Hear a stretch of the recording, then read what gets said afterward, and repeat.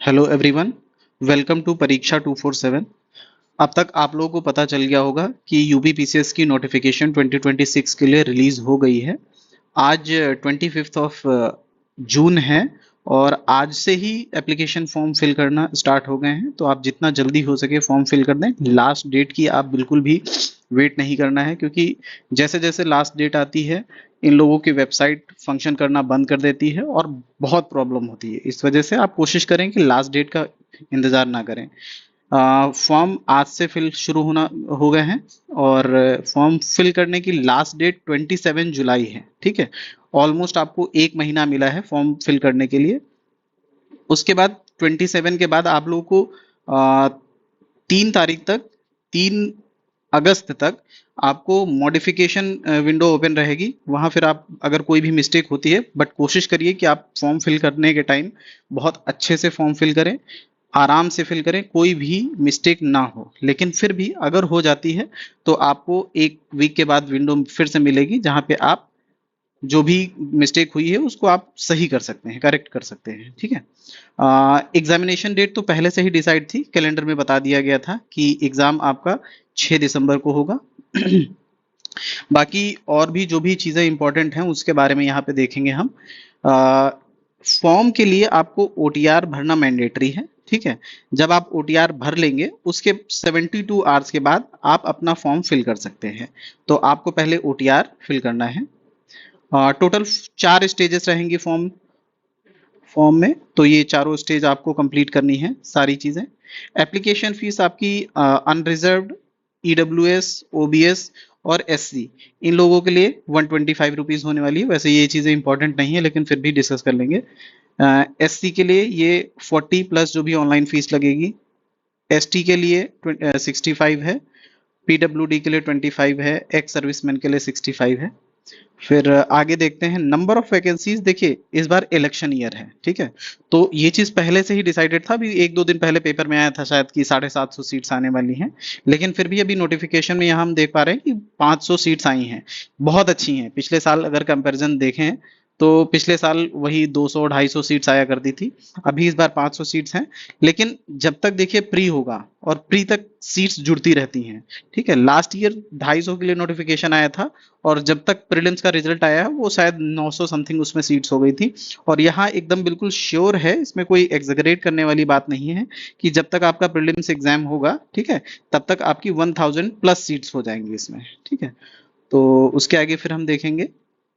देखिए जो general seats होती हैं उनके लिए यहाँ पे मेंशन नहीं है, लेकिन कुछ जो पोस्ट हैं जिसके लिए स्पेशल क्वालिफिकेशन चाहिए, जैसे प्रिंसिपल गवर्नमेंट इंटरमीडिएट कॉलेजेस में उसके लिए पीजी चाहिए, या फिर एडीआईओएस के लिए, सीनियर लेक्चरर के लिए, लेबर इन्फोर्समेंट ऑफिसर के लिए, असिस्टेंट लेबर कमिश्नर के लिए, फूड सेफ्टी ऑफिसर के लिए। ठीक है, उसके बाद फिर है डिस्ट्रिक्ट प्रोबेशन ऑफिसर के लिए, असिस्टेंट कंट्रोलर के लिए। उसके बाद फिर है ऑफिसर ऑन स्पेशल ड्यूटी। ये कुछ जैसे टेक्निकल पोस्ट हैं, इसमें आप मैकेनिकल इंजीनियरिंग किए हो तो इसके लिए आप अप्लाई कर सकते हो। ठीक है, साथ में इसमें कंप्यूटर इंजीनियरिंग के लिए मांगा है। ऐसे ही मतलब ये कुछ ऐसी पोस्ट हैं जिसमें कुछ स्पेशल आपको क्वालिफिकेशन रिक्वायर्ड होती हैं। ठीक है, तो जो जनरल पोस्ट होती हैं उसमें तो सब कोई नॉर्मल ग्रेजुएशन किया हुआ बंदा उसमें अप्लाई कर सकता है, उसके लिए एलिजिबल होता है। लेकिन ये कुछ ऐसी पोस्ट हैं जिसमें जो पर्टिकुलर एलिजिबिलिटी क्राइटेरिया है, अगर आप उसको फुलफिल कर रहे होते हो तभी आप उसके लिए एलिजिबल होते हो। ठीक है, उसके बाद फिर हम देखते हैं, जैसे यहाँ पे कुछ रिक्वायरमेंट्स हैं कि आप अगर डीएसपी के लिए एम कर रहे हैं तो मेल में आपकी 165 सेंटीमीटर हाइट होनी चाहिए। ये है जनरल के लिए, ओबीसी के लिए और एससी के लिए 165 सेंटीमीटर है। अगर आप एसटी कैटेगरी से बिलोंग करते हैं तो यही मेल में आपकी 160 सेंटीमीटर होती है। फीमेल में ये 152 सेंटीमीटर है, और फीमेल शेड्यूल ट्राइब के लिए 147 सेंटीमीटर है।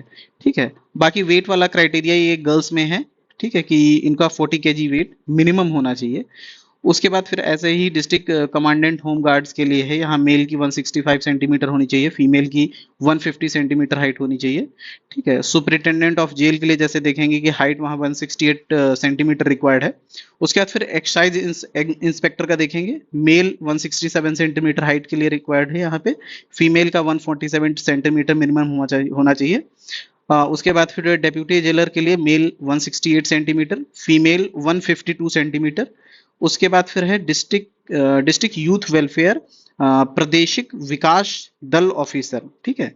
इसके लिए मेल की हाइट आपको 160 सेंटीमीटर, फीमेल के लिए 147 सेंटीमीटर, ठीक है। तो ये कुछ बेसिक इंफॉर्मेशन है जो आपको पता होनी चाहिए, ठीक है। उसके बाद फिर एक एज लिमिट की बात आती है यहाँ पे। तो आप अगर 1 जुलाई 2026 को 21 ईयर्स के हैं, ठीक है, तो 21 ईयर से लेके 40 ईयर्स के बीच की विंडो में अगर आप आते हैं, आपकी जो ये मिनिमम एज होगी ये 1 जुलाई 2026 या फिर मैक्सिमम इसी इसी डेट से पर्टिकुलरली मतलब देखा जाएगा कि आप 21 और 40 की बीच की विंडो में आते हैं कि नहीं। बाकी पीएच कैंडिडेट्स के लिए कुछ यहाँ पे रिलैक्सेशन है, उनको 55 ईयर्स तक अलाउड होता है देना, सबसे ज्यादा शायद मैक्सिमम एज यही आज तक मैंने देखा है। उसके अलावा देखिए यहाँ पे मिनिमम एज में एक और चेंज है कि अगर आप प्रिंसिपल गवर्नमेंट इंटरमीडिएट कॉलेजेस के लिए अप्लाई कर रहे हैं, ठीक है, तो वहाँ पे मिनिमम एज 21 ना होके ये 30 है, ठीक है। उसके बाद देख लेते हैं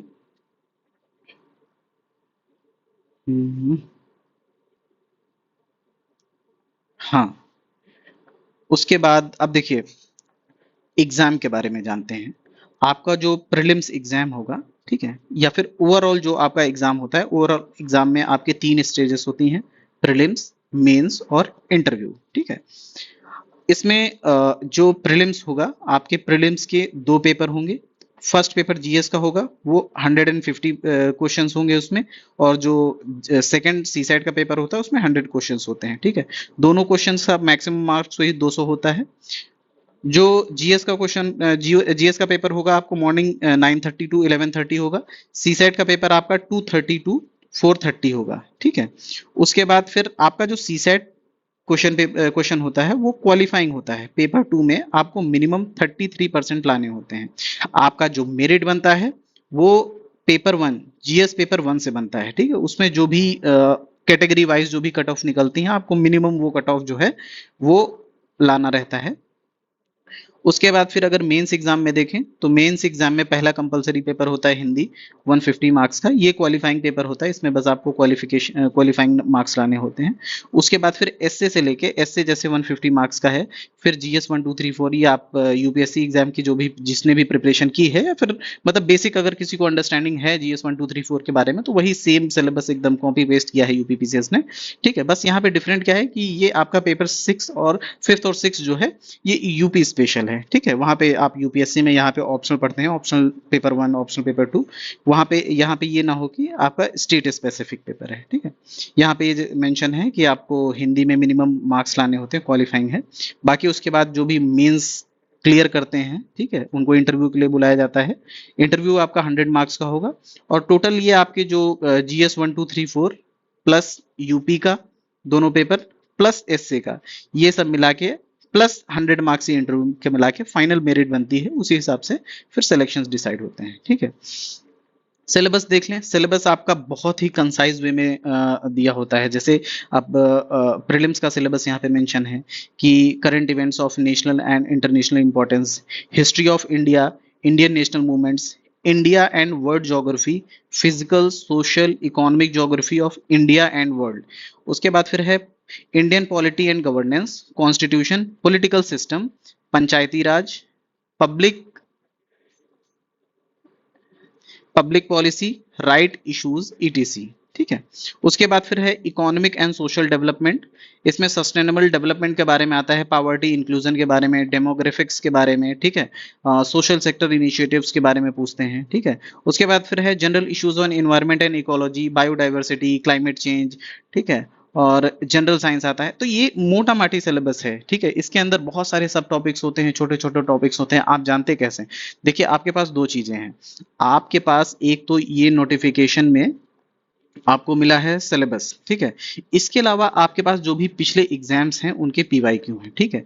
तो इन दो चीजों के माध्यम से आप समझ सकते हैं कि क्वेश्चन यूपीपीसीएस कहाँ तक पूछता है या फिर किन थीम से पूछता है।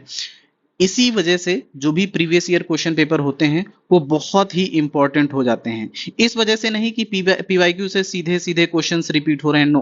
पीवाईक्यू से क्वेश्चंस बहुत ज्यादा होगा तो 5 से 10 क्वेश्चन यूपीपीसीएस में रिपीट होते हैं, इससे ज्यादा क्वेश्चन पेपर रिपीट नहीं होते हैं। बट पीवाईक्यू से पर्टिकुलरली हमें थीम पता चलती है कि क्वेश्चन आ कहां से रहे हैं। अगर जैसे प्रेसिडेंट पे क्वेश्चन आया है तो सेम क्वेश्चन प्रेसिडेंट पे अगली बार नहीं आएगा, लेकिन प्रेसिडेंट की आप बाकी डायमेंशंस देखेंगे कि प्रेसिडेंट पे अगर एक्स इन्फॉर्मेशन इस एग्जाम में पूछा है तो नेक्स्ट ईयर एक्स इन्फॉर्मेशन ना पूछ के हो सकता है कि वाई इन्फॉर्मेशन पूछे। तो आप वो पर्टिकुलर थीम को प्रिपेयर करते हैं, ना कि पीवाईक्यूज आप केवल थीम्स को देखने में या फिर एग्जाम का पैटर्न क्या है, ठीक है, किस स्टैंडर्ड के क्वेश्चंस पूछे जा रहे हैं, इस वजह से आप पीवाईक्यूज देखते हैं। ठीक, उसके बाद फिर आप जो पेपर आपका 2 है क्वालिफाइंग पेपर, ये सी सेट का पेपर, इसमें कॉम्प्रिहेंशन आते हैं, ठीक है, interpersonal skills including communication skill, logical reasoning and analytical ability, decision making, problem solving, general mental ability, elementary mathematics, ठीक है, जनरल इंग्लिश और जनरल हिंदी। ठीक है, यूपीपीसीएस का जो सीसेट का पेपर होता है आपका इतना ज्यादा टफ नहीं होता है। आप अगर नॉर्मल पिछले 4-5 साल के पीवाईक्यूज अगर सॉल्व कर लेंगे अच्छे से तो इसमें इजीली आप 33% मार्क्स ला सकते हैं। ठीक है, तो इसमें बहुत ज्यादा परेशान होने की जरूरत नहीं। हाँ, इसमें जो GS1 पेपर है इसकी बहुत ज्यादा कट ऑफ जाती है। बाकी के जितने भी स्टेट पीसीएस एग्जाम्स होते हैं उन सब में सबसे ज्यादा टफ यूपीपीसीएस का होता है। रीजन बीइंग यहाँ पे आपको ये है कि 125 प्लस मार्क्स लाने हैं, क्योंकि कई बार कट ऑफ जो है 125 प्लस जा चुकी है। तो आपका अगर श्योर रहना है कि प्रीलिम्स जिस दिन होता है उसके बाद जो 45 से 50 डेज में ये लोग रिजल्ट डिक्लेयर करते हैं, ये 40 से 50 डेज आप अच्छे से यूटिलाइज करें। इस वजह से आपको 130 प्लस मार्क्स स्कोर करना ही पड़ेगा आपके जीएस पेपर 1 में। उसके बाद फिर आगे देख लेते हैं कि और क्या इंपॉर्टेंट है। ठीक है, प्रीलिम्स और मेंस का सिलेबस हम लोगों ने देख लिया। ठीक है, यहाँ पे अच्छा आप अब मैं ये नोटिफिकेशन जो है अपने टेलीग्राम चैनल पे पोस्ट कर दूंगा। ठीक है, उसका टेलीग्राम का लिंक वीडियो के नीचे हम दे देंगे। ठीक है, आप वहां से टेलीग्राम ग्रुप ज्वाइन कर लें और आगे से जो भी देखिए अभी हम स्टार्ट कर रहे हैं। ठीक है, बहुत सारी यूजफुल चीजें देखिए, कोई भी यहाँ पे इररिलेवेंट चीज आपको नहीं मिलेगी। बहुत शॉर्ट वीडियो में बहुत इंफॉर्मेशन वाली चीजें आपको जो भी आपको इस एग्जामिनेशन में हेल्प करेंगे वो प्रोवाइड करने की कोशिश की जाएगी। ठीक है, ये हिंदी का सिलेबस है, एसए का सिलेबस है, उसके बाद फिर है GS1 जो आपका मेंस का सिलेबस है, GS2 में जितना भी टॉपिक्स हैं यहाँ पे डिटेल में मेंशन है, आपका GS3 और ये GS4। ठीक है, उसके बाद फिर ये आपका स्टेट के जो 2 पेपर होने वाले हैं, पेपर 5th और पेपर 6, ये यहाँ पे दिया हुआ है। ठीक है, तो अभी वीडियो को हम यहाँ पे एंड कर रहे हैं। बाकी आप चैनल को सब्सक्राइब कीजिए और बेल आइकन भी दबा लीजिए, जिससे जो फ्यूचर में जो भी वीडियोस आती हैं उसके नोटिफिकेशन आपको मिल जाए। Thank you.